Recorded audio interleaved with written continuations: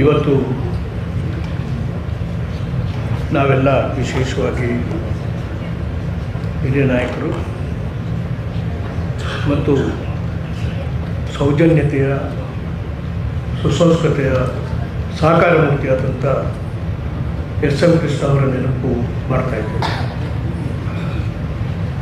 B L Shankar ಅವರು ಭಾಳ ಚೆನ್ನಾಗಿ ಕೆಲವು ವಿಚಾರಗಳನ್ನು ಹೇಳಿದರು. 100ಕ್ಕೆ 100 ಪಾಲು ಹೋಗ್ತೇನೆ. ನಾನು ಸುಮಾರು 50 ವರ್ಷದಿಂದ ರಾಜಕೀಯದಲ್ಲಿದ್ದೇನೆ. 72ರಲ್ಲಿ ಪ್ರಥಮ ಬಾರಿ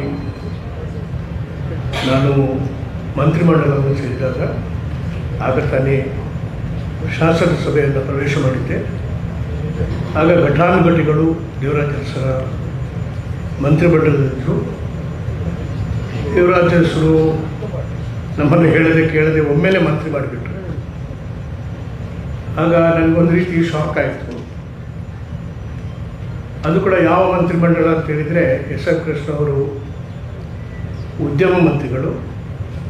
ಅಲ್ಲಿ ಅವರಿಗೆ ಅಟ್ಯಾಚ್ ಆಗಿ ನಾನು ಸಣ್ಣ ಕೈಗಾರಿಕಾ ಮಂತ್ರಿ. ಸ್ವಲ್ಪ ಹೆದರಿಕೆ ಆಯಿತು. ಇಂಥ ಘಟಾನುಘಟಿಗಳ ಜೊತೆಯಲ್ಲಿ ಹೇಗೆ ಕೆಲಸ ಮಾಡೋದು ಅಂತೇಳಿ. ಆಗಿನ ಕಾಲದಲ್ಲಿ ರಿಟೈರ್ಡ್ ಮಂತ್ರಿಗಳಂದರೆ ಯಾವ ಪೋರ್ಟ್ಫೋಲಿಯೋ ಇಲ್ಲ. ಕೆಲವು ಕಾಲ ನಾವು ಯಾವ ಕೆಲಸ ಇಲ್ಲದ್ರೆ ಸುಮ್ಮನೆ ಇರಬೇಕಿತ್ತು. ಆದರೆ ನಾವೇ ಆಲೋಚನೆ ಮಾಡೋದು ಯಾವುದು ಮಾಡಬಹುದು ಇದರಲ್ಲಿ.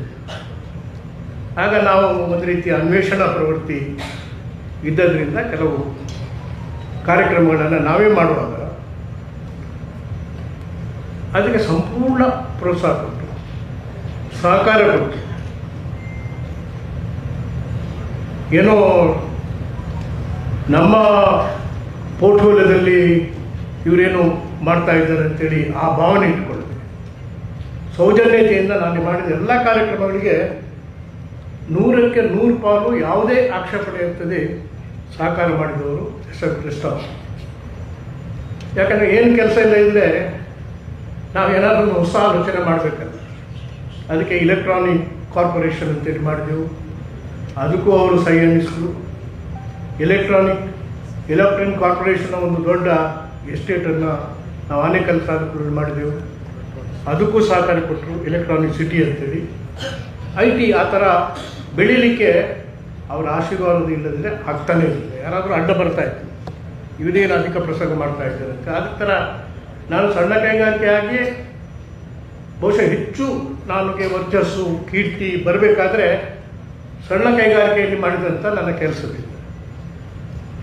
ಬಹುಶಃ ಆ ಸೌಜನ್ಯ ಇಲ್ಲದ್ರೆ ಅವರು ಅಡ್ಡ ಬರ್ತಾಯಿದ್ರು. ಒಂದು ಬಾರಿ ಕೂಡ ಅವರು ಅಡ್ಡ ಬರ್ತಾಯಿಲ್ಲ, ಪ್ರೋತ್ಸಾಹ ಕೊಡ್ತಾಯಿದ್ರು. ದೇವರಾಜ ಅರಸರ ಪ್ರೋತ್ಸಾಹ ಕೂಡ ಆ ಸಂದರ್ಭದಲ್ಲಿ ಇತ್ತು. ಅದಕ್ಕಿಂತ ಹೆಚ್ಚಾಗಿ ನಾನು ಮುಖ್ಯಮಂತ್ರಿ ಆದೆ. ಅವರು ಸೀನಿಯರ್ ಮೋಸ್ಟ್ ಪೊಲಿಟಿಷಿಯನ್. ಅವರು ಅನೇಕರಿದ್ದರು. ರಾಜಶೇಖರ ಮೂರ್ತಿ ಅವರಿದ್ದರು, MI ಗೋರ್ಪಡೆ ಇದ್ದರು, ಅನೇಕ ಮಂದಿ ಉಚ್ಚಮಾಸ್ತಿ ಗೌಡರು ಇದ್ದರು, ಎಲ್ಲ ಇದ್ದರು. ನಾನು ಆಯ್ಕೆಯಾದ ಕೂಡಲೇ ನರಸೂರು ಅವರು ಫೋನ್ ಬಂತು, ನೀವು ಎಸ್ ಎಂ ಕೃಷ್ಣ ಅವರನ್ನೇ ಯಾಕೆ ಮಂತ್ರಿ ಮಾಡಬಾರ್ದು ಅಂತೇಳಿ. ನಾನು ಹೇಳಿದ್ದೆ, ಅವರು ಒಪ್ಪಿದ್ದಿದ್ದರೆ ಖಂಡಿತ ಮಂತ್ರಿ ಆಯ್ಕೆ ನಾವು ಫಸ್ಟ್ ಟೈಮ್ ನಾವು ಉಪಮುಖ್ಯಮಂತ್ರಿ ಪೋಸ್ಟು ಕ್ರಿಯೇಟ್ ಮಾಡೋದು ಫಸ್ಟ್ ಟೈಮ್. ನಾನು ಅವ್ರು ಒಪ್ಪಿದರೆ ಡೆಪ್ಟಿ ಚೀಫ್ ಮಿನಿಸ್ಟರ್ ಮಾಡ್ತೇನೆ ಅಂತೇಳಿ, ಅವ್ರು ಬೇಕಾದ ಪೋರ್ಟ್ಫೋಲಿಯೋ ಕೊಡ್ತೇನೆ ಅಂತೇಳಿ. ನನಗೆ ಅವ್ರು ಬರೋದೇ ನನ್ನ ಮಂತ್ರಿ ಮಂಡಲಕ್ಕೆ ಅದೊಂದು ಶೋಭೆ ಅಂಥೇಳಿ ನೇರವಾಗಿ ಅವರು ಆಗ ಸ್ಪೀಕರ್ ಆಗಿದ್ದರು. ಕ್ರೆಸೆಂಟ್ ರೋಡಿಗೆ ಹೋದೆ.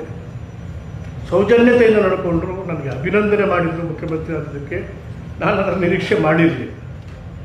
ಆಗ ಹೇಳಿದೆ, ನೀವು ನಮ್ಮ ಜೊತೆಯಲ್ಲಿ ಕೆಲಸ ಮಾಡಬೇಕು, ನಮಗೆ ಅದೊಂದು ಶಕ್ತಿ ಬರ್ತದೆ, ಉಪಮುಖ್ಯಮಂತ್ರಿ ಆಗಬೇಕು ಅಂತೇಳಿ ಹೇಳಿದೆ.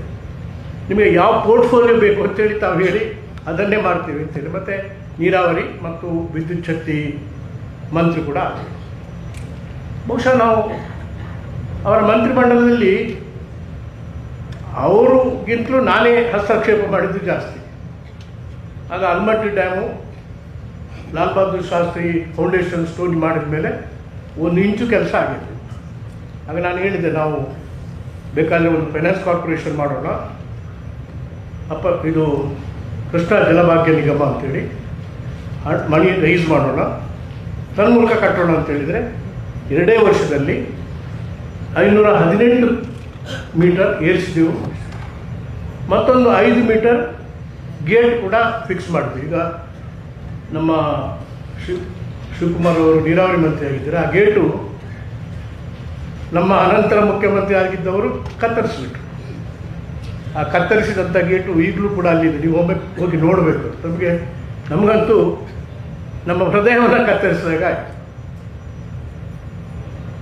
ಯಾಕೆ ಹೇಳ್ತಾರೆ ಅಂದರೆ ಅವರು 100ಕ್ಕೆ 100 ಪಾಲು ನಾವು ಪವರ್ ಕಟ್ ಆಗಿ ಭಾಳ ಇತ್ತು. ಆಗ ನಾನು ಕೆಲವು ಸೂಚನೆ ಕೊಟ್ಟಾಗ ಅವರು ಕೂಡಲೇ ಸ್ವೀಕಾರ ಮಾಡಿದರು. ಅವರ ಕಾಲದಲ್ಲೇ ಪವರ್ ಕಟ್ಟು ನಾವು ಫಸ್ಟ್ ಟೈಮ್ ಅದನ್ನು ತೆಗೆದಾಕಿದ್ದೀವಿ. ಇದನ್ನು ಯಾಕೆ ಇದನ್ನೆಲ್ಲ ಹೇಳ್ತಾ ಇದ್ದರೆ, ಬಹುಶಃ ನನ್ನ ಬದುಕಿನಲ್ಲಿ ಅಥವಾ ರಾಜಕೀಯ ಬದುಕಿನಲ್ಲಿ ಒಬ್ಬ ಅತ್ಯಂತ ಶ್ರೇಷ್ಠ ಮಟ್ಟದ ಕ್ರೀಡಾ ಸ್ಫೂರ್ತಿ, ಸ್ಪೋರ್ಟ್ಸ್ಮನ್ಶಿಪ್ ಅಂತೇಳಿ ಇದೆ ಅಲ್ಲ, ಈಗ ಅದು ನಮ್ಮ ಡಿಕ್ಷನರಿಯಿಂದ, ರಾಜಕೀಯ ಡಿಕ್ಷನರಿಯಿಂದ ಆ ಶಬ್ದ ಕಾಣ ಇರ್ತಾರೆ.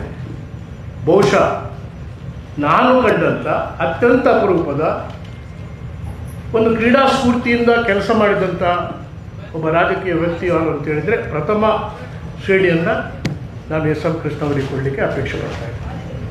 ಅಂಥ ಶ್ರೇಷ್ಠತೆ ಅವರಲ್ಲಿ ಖಂಡಿತವಾಗಿ ಇತ್ತು. ಇವತ್ತು ನನಗೆ ಭಾಳ ಸಂತೋಷ ಅಂತ ಹೇಳಿದರೆ, ನಮ್ಮ ಶಿವಕುಮಾರ್ ಅವರು ಇಲ್ಲೇ ಇದ್ದಾರೆ.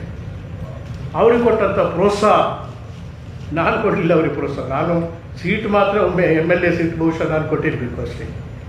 ಆಮೇಲೆ ಅವರು ಕೊಟ್ಟಷ್ಟು ಪ್ರೋತ್ಸಾಹ ನಾನು ಶಿವಕುಮಾರ್ಗೆ ಕೊಡಲಿಲ್ಲ. ಶಿವಕುಮಾರನ್ನು ಇವತ್ತು ಬೆಳೆಸಿ ಅವರಿಗೆ ಉತ್ತೇಜನ ಮಾಡಿಕೊಟ್ಟು ಅವರು ಮುಖ್ಯಮಂತ್ರಿ ಆಗತಕ್ಕಷ್ಟು ಅರ್ಹತೆಯನ್ನು ಇವತ್ತು ಗಳಿಸಿದರೆ ಎಸ್.ಎಂ. ಕೃಷ್ಣ ಅವರಿಗೆ ಆ ಕೀರ್ತಿ, ಅಂದರೆ ಆ ಪ್ರತಿಭೆಯನ್ನು ಗುರುತಿಸಿದಂಥ ಒಂದು ನಮ್ಮ ರಾಜಕೀಯ ನಾಯಕರಿಗೆ ಬೇಕು. ಅದು ಗುಣ ಬಹಳ ಕಡಿಮೆ, ಈಗ ಅಸೂಯೆ ಜಾಸ್ತಿ. ಅಂಥ ಸಂದರ್ಭದಲ್ಲಿ ಅನೇಕ ಯುವಕರನ್ನು, ನಾನು ಕೂಡ ಅನೇಕ ಯುವಕರನ್ನು ಕಟ್ಟಿದೆ, ನಿರ್ಮಾಣ ಮಾಡಿದೆ. ಅನೇಕ ರೀತಿಯಲ್ಲಿ ನಮ್ಮ ಇಂಟರ್ನ್ಯಾಷನಲ್ ಏರ್ಪೋರ್ಟು ಮಾಡಬೇಕು ಅಂತೇಳಿ ನಾನು ಮಂಜೂರು ಮಾಡಿದ ಮೇಲೆ ನಂತರ ಬಂದಂಥ ಮುಖ್ಯಮಂತ್ರಿಗಳು ಅದಕ್ಕೆ ಅಡ್ಡಗಾಲ ಹಾಕಿದರು. ಆದರೆ ನನಗೆ ಅಡ್ಡಗಾಲ ಹಾಕಿದ ಕೂಡಲೇ ಅನ್ನಿಸ್ತು, ಇದು ಈ ಪ್ರಾಜೆಕ್ಟ್ ಹೊರಟೋಯ್ತು, ಇನ್ನು ಬರೋದೇ ಇಲ್ಲ ಅಂತ. ಆದರೆ ಎಸ್.ಎಂ.